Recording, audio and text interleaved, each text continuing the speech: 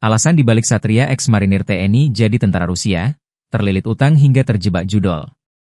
Ternyata ada alasan tersendiri dibalik keputusan Satria Artakumbara, ex-marinir TNI AL bergabung menajdi tentara bayaran di Rusia.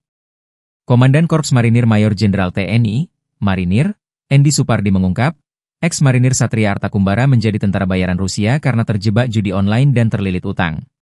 Endi mengatakan, awalnya Satria meminjam uang yang cukup besar di beberapa bank milik pemerintah.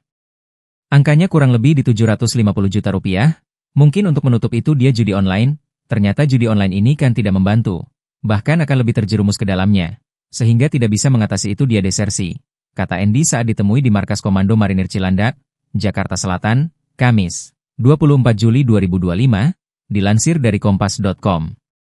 Korps Marinir TNI AL sudah melakukan pemanggilan sampai 3 kali dan mendatangi rumah Satria, namun yang bersangkutan tidak ada di tempat. Peristiwa pemanggilan tersebut terjadi pada 2022, setelah kemudian Satria dipecat dari Korps Marinir TNI AL sejak 2023. Dia juga menjelaskan, Satria Artakumbara merupakan salah satu prajurit yang mengawali karirnya dari tingkat Tamtama, kemudian bintara pangkat Sersan. Satria kemudian sempat berpangkat Sersan 1 sebelum akhirnya bergabung dengan tentara Rusia untuk berperang dengan Ukraina.